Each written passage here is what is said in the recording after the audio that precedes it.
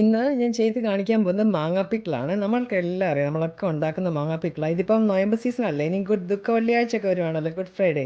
അപ്പോൾ അതിന് കഞ്ഞി കുടിക്കത്തില്ലേ? കഞ്ഞി കുടിക്കുമ്പോൾ അതിൻ്റെ കൂടെ കഴിക്കാൻ വേണ്ടി മാങ്ങാപ്പിക്കിൾ എങ്ങനെ ഉണ്ടാക്കാൻ നോക്കാം. എളുപ്പം ഉണ്ടാക്കാം. ഇത് ഞങ്ങൾ ഇട്ട് കുറച്ച് ദിവസം വയ്ക്കൊന്നും വേണ്ട. ഇൻസ്റ്റൻ്റായിട്ട് നമുക്കെടുത്ത് കഴിക്കാൻ പറ്റുന്നതാണ്. അപ്പോൾ അതിന് വേണ്ടി മാങ്ങ ഞാൻ തൊലി ചെത്തുന്നില്ല കേട്ടോ.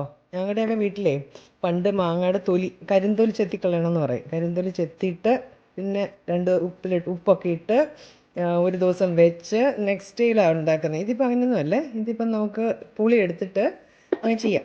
അരിഞ്ഞെടുത്ത് ഒരു ഉപ്പൊക്കെ ഇട്ട് അരമണിക്കൂർ വെച്ചിട്ട് തന്നെ ചെയ്യാമേ. അപ്പോൾ ഞാനിത് കഴുകിയതാണ്. കഴുകി നന്നായിട്ട് തുടച്ചത്, അതുകൊണ്ടാണ് ഇപ്പോൾ വീണ്ടും കഴുകാത്ത. നല്ല പച്ച മാങ്ങ, പുളിയുള്ള മാങ്ങ വേണം കേട്ടോ. ഇതിൻ്റെ പുറത്തേ ഇവിടെ ഇരിക്കുന്ന ഇതെല്ലാം ഇങ്ങനെ തൊലിയോട് ചേർന്ന ഭാഗം എല്ലാം ഇതെല്ലാം ചെത്തിയെടുക്കും. ഒട്ടും കളയേണ്ട കാര്യമില്ലേ. പണ്ടൊക്കെ ഇഷ്ടംപോലെ മാങ്ങയൊക്കെ ഉണ്ട്. അത് മാങ്ങ സീസണിൽ ഇങ്ങനെ ഉപ്പിലിടാൻ ഇങ്ങനെ കുറേ അരിയുന്നു. വെള്ളമൊക്കെ ഇടത്തില്ലേ, ഭരണിയിൽ, വലിയ ഭരണിയിലൊക്കെ ഇടത്തില്ലേ, ഇതൊക്കെ ഇടത്തില്ലേ. ഇപ്പോൾ അതൊക്കെ ഇവിടെ വന്നിട്ട് അതൊക്കെ ഓർമ്മകളാണ്. ഇതിനി അരിയാൻ പോവാണേ. ഇത് നിങ്ങൾക്ക് ഇഷ്ടമുള്ള സൈസും വലുപ്പമൊക്കെ അരിയാം. തീരെ കുഞ്ഞായിട്ട് അരിയുന്നവരുണ്ട്, തീരെ വലുതായിട്ട് അരിയുന്നവരുണ്ട്. ഞാനിപ്പോൾ ഒരു മീഡിയം സൈസ് നമുക്ക് കഴിക്കണമല്ലോ, അപ്പോൾ അങ്ങനെ അരിഞ്ഞെടുക്കാം. ഇവിടെ അരിഞ്ഞിട്ട് യൂഷ്വലി ഞാൻ എപ്പോഴും അരിഞ്ഞ് ഉപ്പിട്ട് വെച്ച് കഴിഞ്ഞിട്ട് ഇപ്പം ഇന്ന് വെച്ചിട്ട് നാളത്തെ നോക്കുകയാണെങ്കിൽ ഇവിടുത്തെ കാണത്തില്ലേ. എല്ലാവരും കയറി ഇറങ്ങിയാൽ ഉപ്പിട്ട മാങ്ങ തിന്ന് തീർക്കും. അപ്പോൾ മാങ്ങയെല്ലാം അരിഞ്ഞു കഴിഞ്ഞു. ഇതിലേക്ക് ആവശ്യത്തിന് ഉപ്പിട്ട് വയ്ക്കുകയാണല്ലോ. അതിലേക്കൊരു 1/4 ടീസ്പൂൺ മഞ്ഞൾപ്പൊടി ആഡ് ചെയ്തു. 1/2 ടീസ്പൂൺ മുളക് പൊടിയും കൂടി ആഡ് ചെയ്ത് കേട്ടോ. ഇതെല്ലാം കൂടി നന്നായിട്ട് മിക്സ് ചെയ്യണം. മിക്സ് ചെയ്ത് കുറഞ്ഞതൊരു 30 മിനിറ്റ് വയ്ക്കണേ. അരമണിക്കൂർ വയ്ക്കണം. ഞാനിപ്പോൾ 1 മണിക്കൂർ കൊണ്ട് വയ്ക്കാൻ പോവാം. അത് കഴിഞ്ഞതിന് ശേഷം എടുത്ത് പിക്കിളിടാം.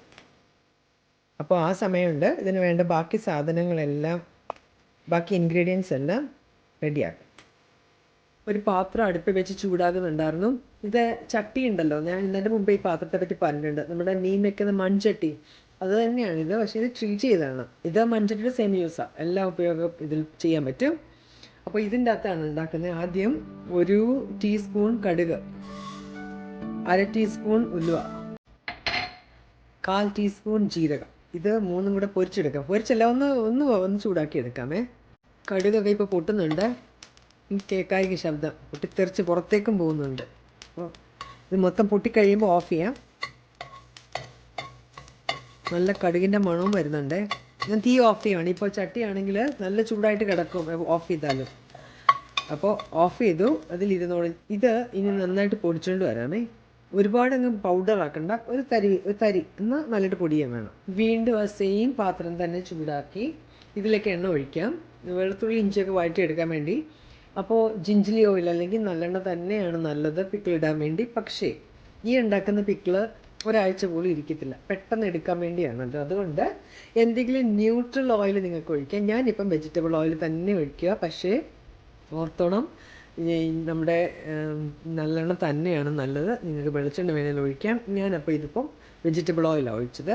എണ്ണ ചൂടായിട്ടുണ്ട്. അതിലേക്കൊരു കുഞ്ഞ് പീസ് കായ ഇടുവാണ്. നിങ്ങൾ കായത്തിന് പൊടി ഇട്ടാലും മതി. ഞാനിപ്പോൾ ഈ കായ ഇല്ലെന്ന് മൂപ്പിച്ചെടുക്കാൻ പോവാം. കായപ്പൊടി ഇടുന്നതിനേക്കാട്ടിലേ ഈ കായ ഇങ്ങനെ കഷ്ണം കായ വറുത്ത് പൊടിച്ചെടുക്കുമ്പോഴാണ് കുറച്ചും കൂടെ മണം. മറ്റേ പൊടിക്ക് അങ്ങനെ അത്ര വലിയ മണം ഇല്ലാന്ന് എനിക്ക് തോന്നുന്നു. ഇതിപ്പോൾ കണ്ടോ, നല്ലതായിട്ട് മൂത്ത് കായം. ഇത് മാറ്റി വെച്ചിട്ട് ഇത് പൊടിച്ചെടുക്കാം. എന്നിട്ട് ഈ സെയിം പാത്രത്തിലോട്ട് തന്നെ 1 ടേബിൾ സ്പൂൺ ഇഞ്ചി ഇട്ടു. ഇനി 1 ടേബിൾ സ്പൂൺ വെളുത്തുള്ളി ഇട്ട്, കുറച്ച് കരിയാപ്പില ഇട്ടു. ഇത് മൂപ്പിച്ചെടുക്കാം. ഒരു കാര്യം പ്രത്യേകം ശ്രദ്ധിക്കേണ്ടത്, ഉണ്ടാക്കുന്ന പാത്രത്തിലോ തവിയിലോ ഒന്നും വെള്ളമയം ഉണ്ടാവാൻ പാടില്ല. ഒട്ടും വെള്ളമയം, ഇപ്പം ഞാൻ മാങ്ങ പോലും കഴുകിയിട്ട് തുടച്ചെടുക്കുമായിരുന്നു. വെള്ളമയം ഒട്ടും ഇല്ലാതെ, അല്ലെങ്കിൽ ചില ഫംഗസ് ആവും. അപ്പോൾ ഇതിപ്പോൾ കറക്റ്റ് ആയിട്ടുണ്ട്. ഒരുപാട് മൂത്തൊന്നും പോയിട്ടില്ല, എന്നാൽ മൂക്കുകയും ചെയ്തിട്ടുണ്ട്. ഇതിലോട്ട് ആവശ്യത്തിന് മുളക് പൊടിയൊക്കെ ആഡ് ചെയ്യാം. ഇതിലേക്ക് 2 ടേബിൾ സ്പൂൺ മുളക് പൊടി ആഡ് ചെയ്യണേ. അത് മാങ്ങയൊക്കെ എത്രയുണ്ട് നിങ്ങളുടെ ക്വാണ്ടിറ്റി അനുസരിച്ച് വേണം നിങ്ങൾ ഇതൊക്കെ ആഡ് ചെയ്യാൻ വേണ്ടി. ഇപ്പോൾ എൻ്റെ കയ്യിലുള്ളത് മുറിച്ച് വെച്ചത് 2 വലിയ മാങ്ങയായിരുന്നു, അതിനാണ് ഞാൻ ഇത്ര എടുത്തത്. എന്നിട്ട് 1/2 ടീസ്പൂൺ മഞ്ഞൾപ്പൊടിയും കൂടി ആഡ് ചെയ്യുക. ഓൾറെഡി ഇട്ടിട്ടുണ്ട് മാങ്ങയ്ക്കകത്ത്, ഉപ്പിട്ട് വെച്ചപ്പോൾ. അപ്പോൾ ഇതും കൂടി ആഡ് ചെയ്ത് നല്ലോണം മൂപ്പിച്ചെടുക്കാം. മുളകൊക്കെ മൂത്ത നല്ല മണമൊക്കെ വരുന്നുണ്ട്. ഇതിലേക്ക് 1/4 കപ്പ് വിനിഗർ, വൈറ്റ് വിനിഗർ ഒഴിക്കാൻ പോകാം. ഞാൻ ഈ മൺപാത്രം എടുത്തത് വിനിഗറൊക്കെ ഒഴിക്കുന്നത് കൊണ്ടാണ്. അല്ല സ്റ്റീലിലും അലൂമിനിയത്തിലും ഒന്നും വിനിഗർ ഒഴിച്ച് തിളപ്പിക്കാൻ പാടില്ലല്ലോ, അതുകൊണ്ടാണ്. അപ്പോൾ 1/4 കപ്പുണ്ട്. ഇത് ഒഴിച്ചിട്ട് തിള വരുമ്പോൾ ഓഫ് ചെയ്ത് വയ്ക്കാം. എളുപ്പം ഉണ്ടാക്കാൻ പറ്റുന്നതാണല്ലോ. എന്നിട്ട് ഞാൻ പൊടിച്ച കായം പൊടിച്ചിട്ടുണ്ടായിരുന്നു, കായപ്പൊടി അതിലിട്ടു. നിങ്ങൾക്ക് ചാറ് വെള്ളം വേണമെന്നുണ്ടെങ്കിൽ മാങ്ങയ്ക്കകത്ത് ഇപ്പം ഇച്ചിരി ഉപ്പും വെള്ളം എല്ലാം കൂടെ ഇറങ്ങി യൂഷ്വലി. അത് നമുക്ക് നോക്കാം അതിലുണ്ടെന്ന്. അപ്പോൾ ഇത് നന്നായിട്ട് തിളച്ചിട്ടുണ്ട്, മൂക്കുകയും ചെയ്തു. ഇത് ഓഫ് ചെയ്യാൻ പോകുക. അടുപ്പിപ്പോൾ ഓഫ് ചെയ്യണേ. ഇതിലേക്ക് പൊടിച്ച് വെച്ച പൊടിയുണ്ടല്ലോ, ജീരകവും ഉലുവായും കടുകും, അത് അങ്ങോട്ട് ഇടാം. എന്നിട്ട് ചൂടടുപ്പിൽ നിന്ന് ഇതിനെ അങ്ങ് മാറ്റാം. ഈ ഓഫ് ചെയ്തെന്ന് പറഞ്ഞാൽ ഈ പാത്രം നന്നായിട്ട് ചൂടായിട്ട് ഇരിക്കുന്നതാണ്. ഇതിലേക്ക് ഉപ്പിട്ടിട്ടില്ലായിരുന്നു, മാങ്ങയിൽ ഇച്ചിരി ഇട്ടുള്ളൂ. ഇച്ചിരി ഉപ്പും കൂടി ആഡ് ചെയ്യാം. ഇത് അടുപ്പ് ഓഫ് ചെയ്ത് വെച്ചിട്ട് കുറച്ച് സമയമായിരുന്നു. ഇപ്പോൾ അരപ്പൊക്കെ ആറിയിട്ടുണ്ട്. ഈ ആറിയതിലേക്ക് ഇവിടെ മാങ്ങ മുറിച്ച് വെച്ചേക്കുന്നത്, അതിൽ ഇച്ചിരി വെള്ളമൊക്കെ ഇറങ്ങിയിട്ടുണ്ട്. ഇപ്പോൾ മോർ ദാൻ 1 hour ആയിട്ടുണ്ട് വെച്ചിട്ട്. ഇനി ഇതെല്ലാം കൂടെ നന്നായിട്ട് ഇളക്കാം. ഇളം ചൂടുണ്ട് ഇതിൻ്റെ പാത്രത്തിനും എൻ്റെ ഈ അരപ്പിനും ഉണ്ടാക്കിയതിന് മസാലയ്ക്കും ഇളം ചൂടാണ്. മുഴുവൻ അങ്ങ് തണുത്ത് ആറിപ്പോയിട്ടില്ല, ചെറിയ ചൂടുണ്ട്. ഇത് ഇന്നും നാളെ ഒന്നും എടുത്ത് കഴിക്കരുത്.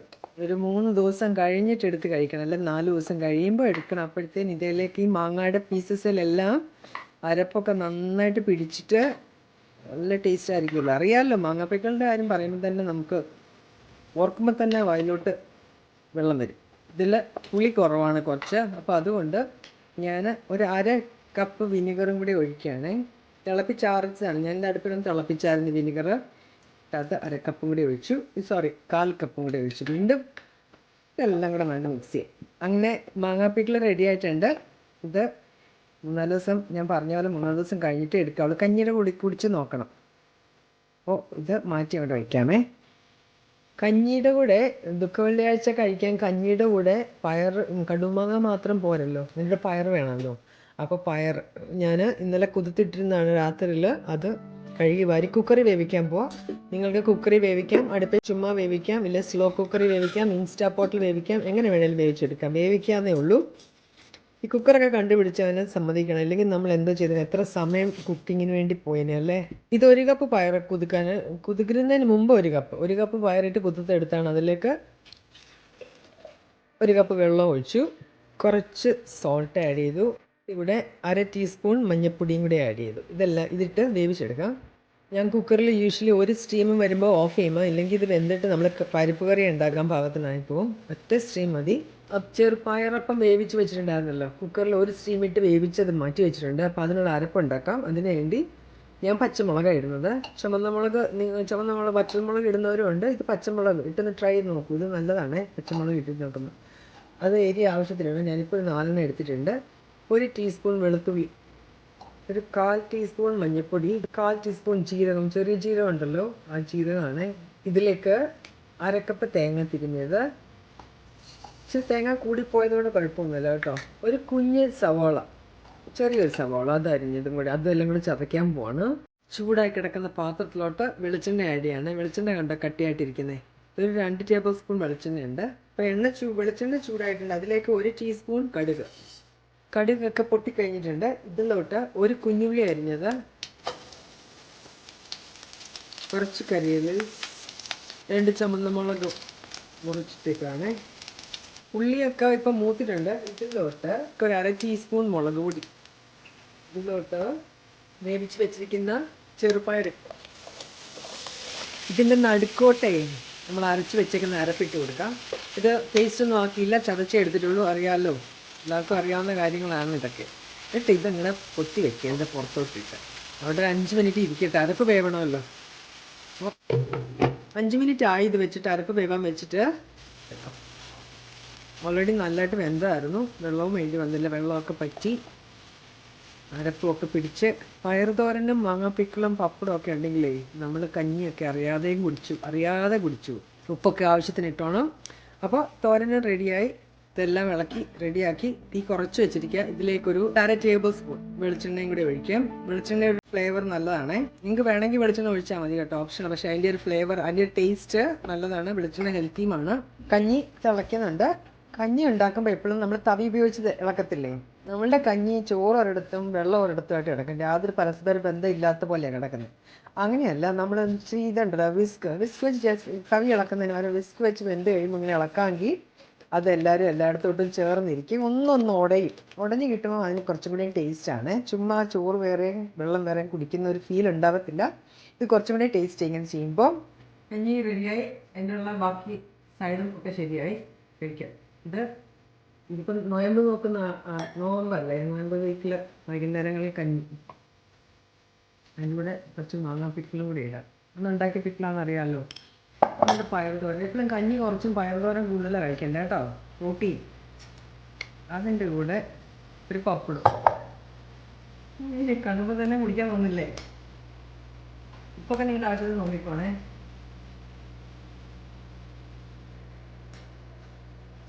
അടിപൊളി കഞ്ഞിയാണ്. പയറുതോരന് നല്ല ടേസ്റ്റ് ഉണ്ട്. വെളുത്തുള്ളിയുടെയൊക്കെ മാങ്ങയും മാങ്ങയുടെ പുളി എല്ലാം കൂടി ചേർന്നിട്ട് നല്ല കഞ്ഞിയാണ്. കറികളും എല്ലാം കൊള്ളാം. എല്ലാവരും ട്രൈ ചെയ്ത് നോക്കുക. പിന്നെ വേറെ ഒരു വീഡിയോയുമായിട്ട് വരാൻ ചെറുതൻ.